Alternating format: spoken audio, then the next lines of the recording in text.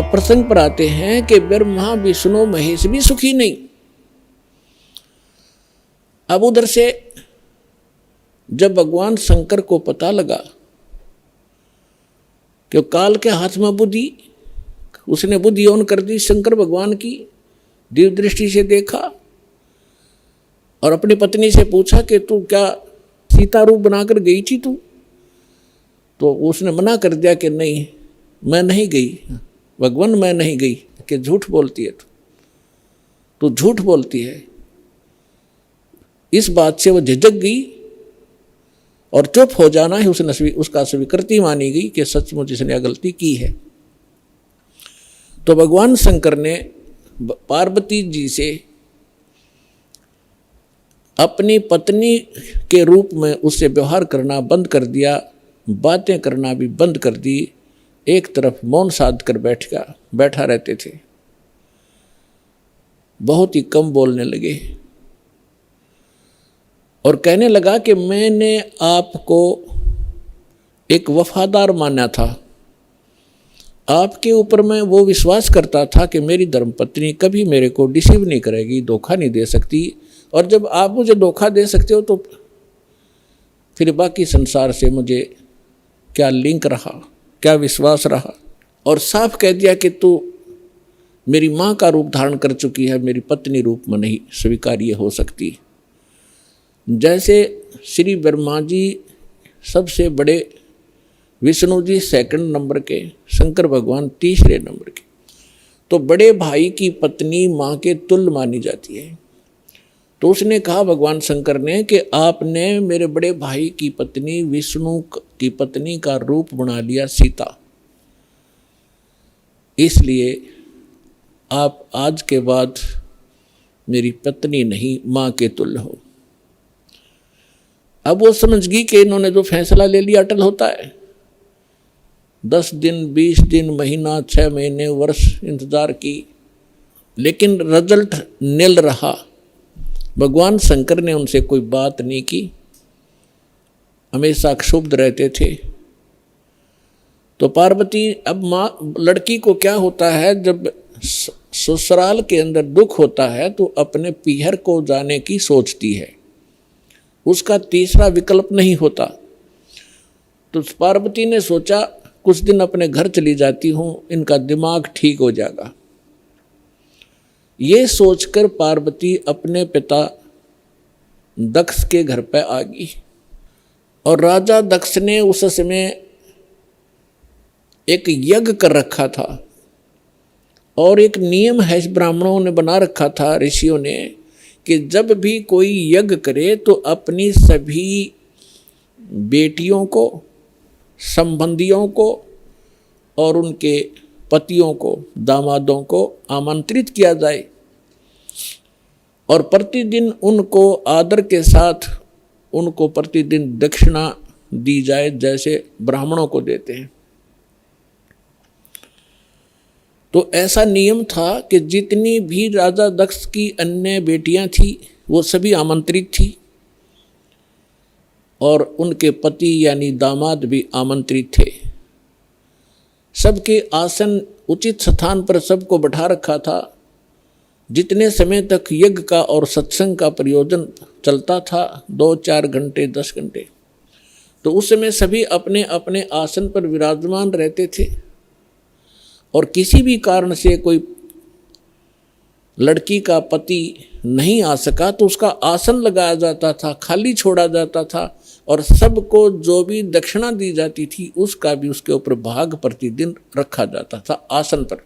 तो ज्यों ही पार्वती जी उस अपने घर पे पहुंची, पता चला कि पिताजी ने यज्ञ कर रखा है और ये यज्ञ 2-3 दिन से चल रहा है। अब सारे यज्ञ मंडप में घूम के पिता के सामने पहुंची। पिताजी ने मुंह मोड़ लिया क्योंकि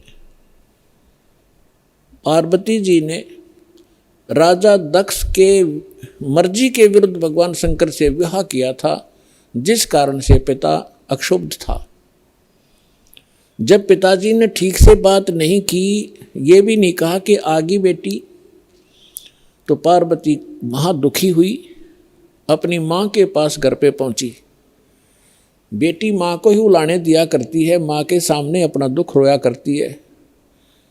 अपनी माँ के सामने जाकर कहा कि माँ, तुमने ऐसा भेदभाव हमारे साथ क्यों किया? आपने सभी अन्य मेरी बहनों के पति भी बुला रखे हैं, बहनों को भी आमंत्रित किया है, आपने हमें ना बुलाया ना आमंत्रित किया। और जिन बहनों के पति नहीं आए हैं उनका आसन लगा रखा है, उनका भाग सबको दिया जा रहा है। आपने न तो अपने दामाद का आसन लगवा रखा है, ना ही उनको आमंत्रित किया है और ना मुझे आमंत्रित किया। अब माँ ने कहा कि बेटी, ना तो आप मेरी बात मानती, ना तेरा पिता मानता, तू जाने तेरा बाप जाने, उनसे बात कर। अपनी मर्जी से तूने विवाह किया, जिस कारण से वो दुखी है तेरे से। वो फिर अपने पिता के पास गई और दक्ष से कहा कि पिताजी, आपने न तो हमें आमंत्रित किया और न ही आपने अपने दामाद को बुलाया, ना उनका कोई भाग आसन आपने लगा रखा है, ना उनका हिस्सा निकाल रहे हो। तब दक्ष ने कहा कि तू आई किस लिए यहाँ पर? तेरे को किसने आमंत्रित किया था? अपनी मर्जी से विवाह किया था, रह उसके साथ, उस जंगली के साथ रहे। ऐसी बहुत सी बातें बकवास की। तो पार्वती ने देखा कि भगवान शिव अब मुझे स्वीकार करेगा नहीं, घर में मेरा सत्कार नहीं। तो उसी समय एक हवन कुंड बना रखा था, उसमें 6 गेर कर 1 क्विंटल लकड़ और गेरे थे, चारों तरफ से डाल रहे थे वह ब्राह्मण ऋषि। घी पूरा बकड़ बड़ा था, पूरी लो लकड़े थी उसमें। तो पार्वती जी यानी दक्ष की बेटी उस हवन कुंड में छलांग लगाएगी, आत्मदाह कर लिया। यज्ञ खंड हुआ, जल्दी से उस लड़की को निकाला गया। तब तक उसका मांस जल चुका था, मर चुकी थी, अस्थि शेष रह गई थी, हार्ड शेष थी। लंबी कथा है, हम जिस उद्देश्य से ये कथा सुना रहे हैं उसी को लेंगे।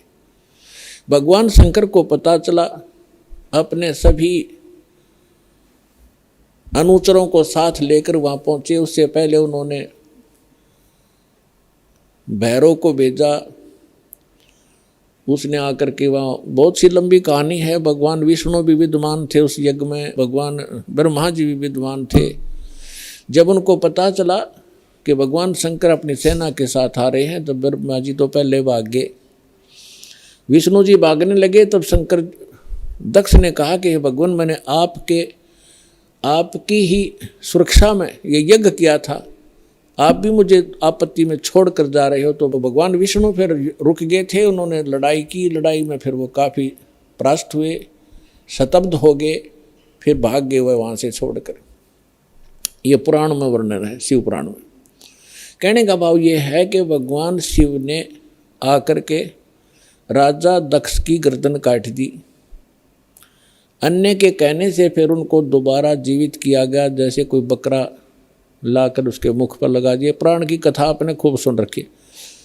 हम इस विषय पर आएंगे अपनात्मा। जैसे यहाँ फिर एक शंका उत्पन्न हो जाएगी आपको कि भगवान शिव ने राजा दक्ष को जीवित कर दिया और बकरे की गर्दन लगा दी, तो भगवान शंकर में भी तो शक्ति है।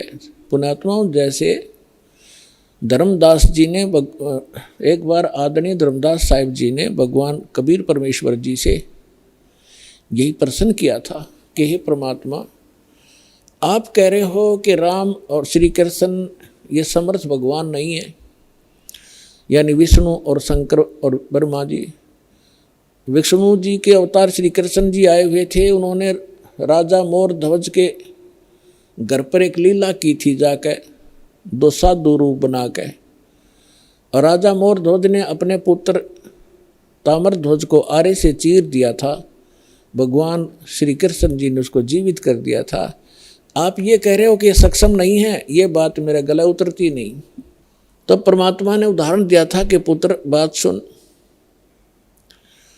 यहां तो मोर ध्वज के पुत्र ताम्र ध्वज को श्री कृष्ण जी ने जीवित कर दिया आरे से 2 फाड़ कर होने के उपरांत, और उसका सगा भांजा सुभद्रा पुत्र अभिमन्यु महाभारत के युद्ध में मारा गया था। पांडवों का कुलनाश हो रहा था, हाहाकार मची थी। श्री कृष्ण रो रहा था, उसकी बहन रो रही थी, 5 पांडव टक्कर मार रहे थे। उस समय अभिमन्यु को जीवित नहीं किया उसने। उस समय कहाँ गई थी उनकी वो सामर्थ्य। तब धर्मदास जी ने कहा था, भगवान इसका उत्तर भी आप ही दे सकते हो, हम तो बस इतने बच्चों जैसे प्रसन्न है, हमारे बच्चों जैसी बुद्धि है हमारी। ये भी बात सही है आपकी कि वहाँ क्यों ना जीवित किया उसको। तो परमात्मा ने कहा कि ताम्र ध्वज लड़के की आयु शेष थी, और जिसकी आयु शेष है, ये डॉक्टर एक टांग काट कर दूसरी जगह लगा देते हैं, यहाँ की खाल उतारी वहाँ जोड़ देते हैं, ये तो एक वैज्ञानिक कर देते हैं इस काम को। और जिनकी आयु नहीं रहती है डॉक्टर फेल हो जाते हैं। खुद डॉक्टर हार्ट अटैक का हार्ट का स्पेशलिस्ट डॉक्टर, और हार्ट की बीमारी से ग्रस्त, और हाथ में गोली टेबलेट खा भी नहीं पाया, 1 मिनट में सांस पूरा हो गया। तो भगवान से बड़ा ना कोई विज्ञान है, ना ये छोटे भगवान है। भगवान तो भगवान ही है, वो समर्थ है, सत्य पुरुष है। तब परमात्मा ने बताया कि ताम्र ध्वज की आयु शेष थी, अभिमन्यु की आयु इतनी ही थी, और ये भगवान इतना ही काम कर सकते हैं। आयु शेष थी तो उसकी राजा दक्ष को दूसरे गर्दन जोड़ दी, चल भाई, लेकिन ये सक्षम नहीं है। अब आगे देखना क्या होता है कि भगवान शंकर ने पार्वती जी की अस्थियां उठा ली और 10,000 वर्ष तक उसको सीने से लगा के पार्वती पार्वती दक्ष माया दक्ष पुत्री करते करते पागलों की तरह भटकता रहा। अपने आत्मा अब ये हम भगवान ब्रह्मा भगवान विष्णु भगवान शिव जी को सुखी माने, ये सुखी है, ये सुखी व्यक्ति के लक्षण है। 10,000 वर्ष तक पागलों की तरह खाना ना पीना ना, हाय पार्वती हाय दक्ष माया हाय दक्ष की पुत्री। तो हमारे पास ज्ञान का टोटा था, जिस कारण से हमने प्रत्येक को भगवान और समर्थ मान लिया। देखो ऐसा नहीं कह रहा दास, ना मेरे भगवान ने कहा कि ब्रह्मा विष्णु महेश बिल्कुल यूजलेस है। ये जितने सक्षम हैं, जितनी इनकी सामर्थ्य है उतना बताया है। जैसे एक स्टेट का प्रांत का मंत्री होता है और उस मंत्री को प्रांत के मंत्री को कोई प्रधानमंत्री मान रहा है तो वो भूल है उसकी। तो परमेश्वर ने और परमेश्वर से प्राप्त ज्ञान से इस दास ने ये इतनी भूल मिटाई है कि जिसको आप समर्थ शक्ति मान रहे थे, श्री ब्रह्मा श्री विष्णु श्री शिव जी दुर्गा आदि को, ये समर्थ नहीं है। ये केवल 21 ब्रह्मांड के अंदर एक ब्रह्मांड, 21 ब्रह्मांड इस काल के, इसमें 21 प्रांत समझ लो। एक प्रांत में ये एक विभाग के मंत्री हैं। रजोगुण विभाग के ब्रह्मा जी, सतोगुण विभाग के विष्णु जी, तमोगुण विभाग के शंकर जी। बस इतने मालिक हैं ये। और ये किसी के संस्कार को कम और अधिक नहीं कर सकते, वर्क डन ही देते हैं, अपना किया कर्म ही प्राप्त कराते हैं।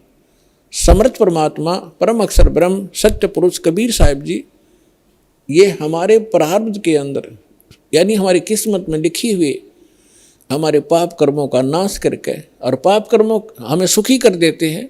हमारी मृत्यु होनी हो उसको टाल देते हैं।